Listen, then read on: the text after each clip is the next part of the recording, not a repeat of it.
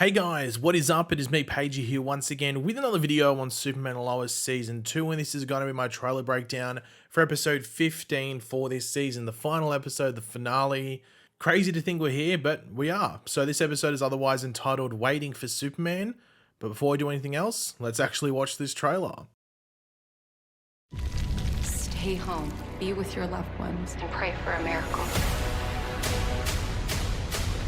What matters is that we're all together. Don't go losing hope yet. There's still one person who could stop her. Me. Superman and Lois, season finale next Tuesday at 8/7 Central, only on the CW. So the first thing I do want to say is thanks for everyone that did watch the trailer breakdowns, or just some of the trailer breakdowns this season for Superman and Lois. Despite all the breaks, it did still feel like this season went by very quickly. So yeah, just thanks to everyone that did watch them, or even if it was just the reviews or any side videos and stuff like that. Greatly appreciated and can't wait for season 3. But yeah, last episode was pretty much the beginning of the merging of the Bizarro world with Earth Prime, or, you know, our world and everything like that.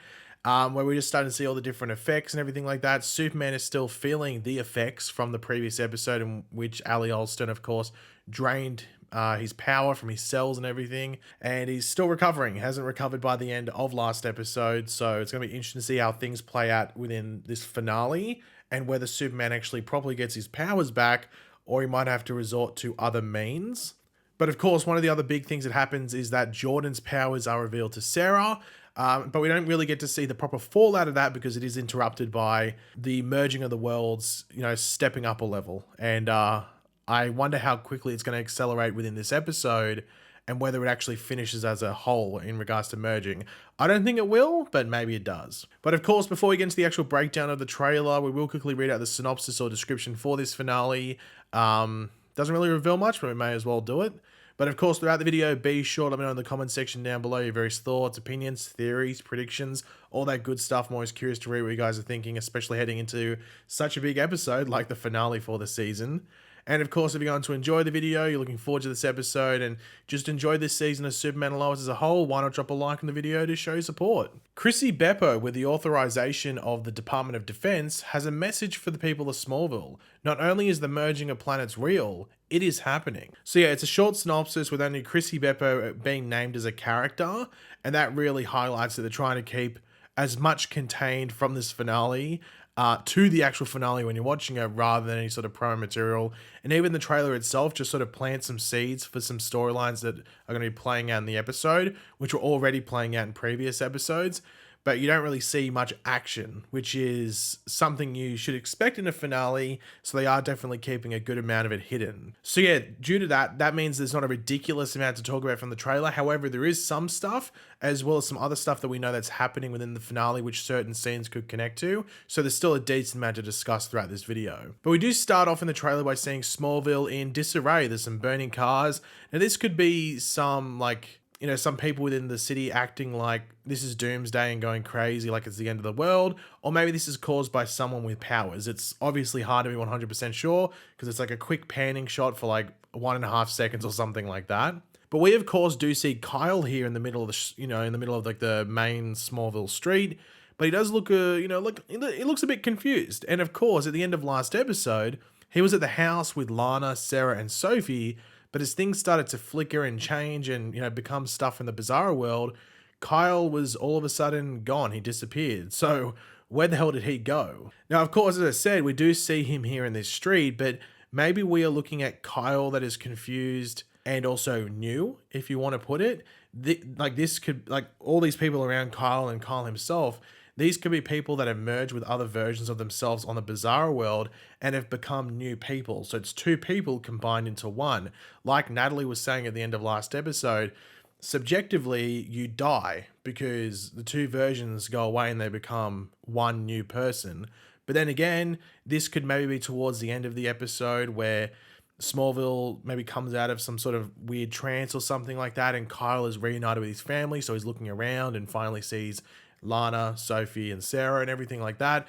I'm not exactly sure what's going on. It's just that a lot of people think Kyle is a top option for someone who could die this season, and that's mainly based off, like his storyline from this season, which I definitely just, don't disagree with. He has had like a redemption storyline in the eyes of his family as well as himself. But the question of where he went at the end of last episode is, of course, going to question his fate heading into this episode as well. But in regards to Kyle, we do see Lana, Sarah, and Sophie at the fire station.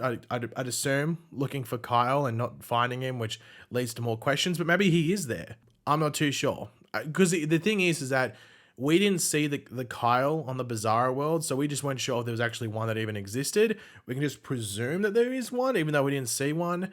So maybe the attributes of that Kyle from the Bizarro world start to play off on our one, and he starts acting differently. And maybe because of the flickering, he flickered elsewhere within Smallville. I guess we'll find out. Stay home, be home with your loved ones, and pray for a miracle. Now, this is the message that the synopsis for this episode alludes to. That is sent out by Chrissy Beppo, and we saw how quickly things started to change in regards to objects and technology and stuff like that. So it really does make you wonder how quickly people are going to start changing. Like, I have a feeling it won't take too long because I think they'd really want to show an example of it. But it will be interesting to see which people change first. Like, is Kyle a part of it? Is there a specific group, or is it just going to be random? I'd say probably just random. It's just going to be like, hey, some of our main characters don't get changed conveniently. But I just assume it's going to be random. Maybe they use Kyle as an example of a character that, one of the main characters that does get changed. Now, we do have Natalie hugging Jordan and Jonathan here, and it's quick because there's not much of her in the trailer at all. And I'm wondering, does she go after her father in the void? Maybe there is a sign of life from his suit. Maybe he wakes up and is able to, give some sort of just sign that he's alive or something like that. And Natalie's like, well, Superman doesn't have powers. Jordan's obviously not confident enough, if not just experienced enough, or just have a handle on his powers enough to go into the void and try and save him.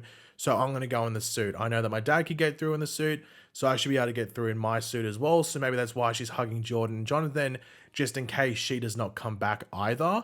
So you don't get much of it, but maybe that's something that's happening. Because someone has to go in and get John if he is alive. And I'd assume it'd be Natalie if that's going to be the case. Now, one of the interesting parts from the trailer that could connect to something that we've already heard is when we have Sam telling Jordan and Jonathan not to lose hope. Now, Sam Lane in this finale is supposed to have a moment in which he sort of explains how Superman and Lois as a show fits into the Arrowverse. That's the actual quote. Fits into the Arrowverse. That was said by Todd Helbing.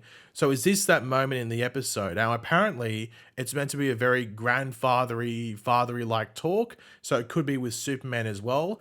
A lot of people are questioning how he's going to mention it. The only thing I can think of is that we know that the Kent family moved to Smallville. And I'm wondering whether General Lane made it so it was hard to track them. So it was almost like a witness protection type of thing. Now, the only thing that goes against that is that Lois Lane has openly worked at the Smallville Gazette and has even traveled to other cities and stuff like that throughout the show. However, it could be that there's some sort of reading thing where they can't be traced, or maybe even the heroes weren't specifically told that they were based in Smallville despite Lois working there.